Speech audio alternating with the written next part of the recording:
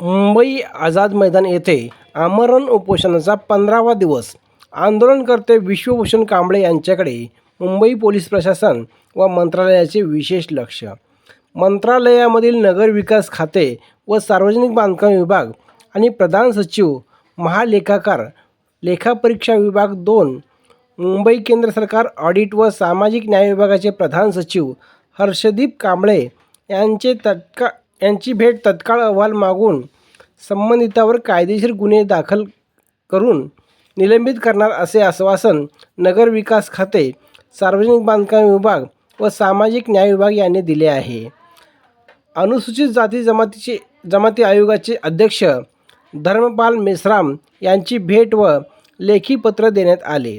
अध्यक्षांच्या आदेशानुसार तारीख घेऊन सुनावणी लावणार असे पत्रामध्ये नमूद करण्यात आले आहे. कोट्यावधी रुपयाचा भ्रष्टाचार करणाऱ्या महापालिकेचे आयुक्त, अतिरिक्त आयुक्त, उपायुक्त, नगर अभियंता, सहाय्यक अभियंता, उपअभियंता, सार्वजनिक आरोग्य अभियंता, सहाय्यक अभियंता, उपअभियंता, संबंधित महानगरपालिकेचे अधिकारी व जवळपास 100 ठेकेदार आणि सार्वजनिक बांधकाम विभागाचे अधीक्षक अभियंता, कार्यकारी अभियंता, उपअभियंता, शाखा अभियंता यांना निलंबित करण्यात यावे व संबंधित ठेकेदार यांना ब्लॅकलिस्ट करण्यात यावे अशी पहिली मागणी आहे. याविषयी मुंबई आझाद मैदान येथे आंदोलनाचा 15वा दिवस आहे. जोपर्यंत कारवाई केली जाणार नाही तोपर्यंत आझाद मैदान सोडणार नाही असा इशारा आंदोलनकर्ते व सामाजिक कार्यकर्ते विश्वभूषण कांबळे व RB दयावान यांनी दिला आहे. सोलापूर महानगरपालिकेचे आयुक्त, सार्वजनिक बांधकाम विभागाचे अधीक्षक व यांना जे हात मिळवणूक करणारे जे अधिकारी आहेत आणि जे ठेकेदार आहेत त्यांच्यावर अट्रॉसिटी ॲक्टनुसार गुन्हा दाखल झाला पाहिजे. यासाठी आज रोजी आम्ही 14 दिवस आम्हाला पूर्ण होतात आमच्या आमरण उपोषणाचे. त्याच माध्यमातून पोलीस प्रशासनाचं आम्हाला सहकार्य आहे. नगरविकास खात्याचे सचिव जे आहेत जवळगीकर साहेब त्यांचेही या ठिकाणी वैयक्तिक लक्ष आहे.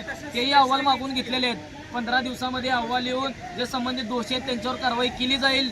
सार्वजनिक बांधकाम विभागाचे, रस्ते विभागाचे त्या अधिकाऱ्यांनी पण, सचिवांनी पण आमच्या कॉन्टॅक्टमध्ये आहेत. तेही नाही का अहवाल मागून त्यांच्यावर कायदेशीर कारवाई केली जाईल. आणि अनुसूचित जाती जमाती आयोगानं यामध्ये आमच्यात लक्ष दिलं आणि लक्ष देऊन यामध्ये मेश्राम साहेबांनी वैयक्तिकरित्या लक्ष देऊन आम्हाला लेखी उपोषण स्थगित करण्यासाठी आम्हाला लेखी स्वरूपात म्हणणं या ठिकाणी देण्यात आलेलं आहे. त्याच माध्यमातून जे काही दोषी आहेत, जे दलित वस्तीचे अन्यत्र वळवण्यात आलेले आहेत, जे दलित वस्तीचे निधी जे आहेत ते कोट्यवधी रुपयाचा भ्रष्टाचार करणारे जे ठेकेदारांचे अधिकारी आहेत त्यांच्यावर कायदेशीर गुन्हे दाखल झाल्याशिवाय राहणार नाहीत. यामध्ये आयोगाचंही लक्ष यामध्ये आलेलं आहे. त्याच माध्यमातून सोलापूर महानगरपालिकेचे आयुक्त, अतिरिक्त आयुक्त, उपायुक्त, नगर अभियंता, PHEचे अधिकारी, सार्वजनिक बांधकामीचे अधीक्षक अभियंता, कार्यकारी अभियंता, उप अभियंता, शाखा अभियंता आणि त्याच माध्यमातून ह्यांना जोडले गेलेले जे 100 ठेकेदार आहेत ह्यांच्या सर्वांवर गुन्हे दाखल झाल्याशिवाय आम्ही शांत बसणार नाही. आमच्या संघटनेच्या वतीने चालू असलेला संघर्ष आज रोजी आम्हाला 14 दिवस या ठिकाणी आंदोलनाला होतात.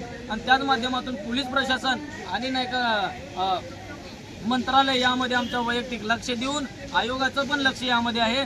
जोपर्यंत कारवाई केली जात नाही, जोपर्यंत ह्या संबंधित अधिकाऱ्यांना, ठेकेदारांवर गुन्हे दाखल झाले नाहीत आणि जोपर्यंत अधिकारी घरामध्ये बसत नाहीत तोपर्यंत आम्ही स्वस्थ बसणार नाही. आणि जे शासनाच्या तिजोरीतनं काढलेला जे पैसा आहे ते तात्काळ शासनाच्या तिजोरीत परत गेला पाहिजे.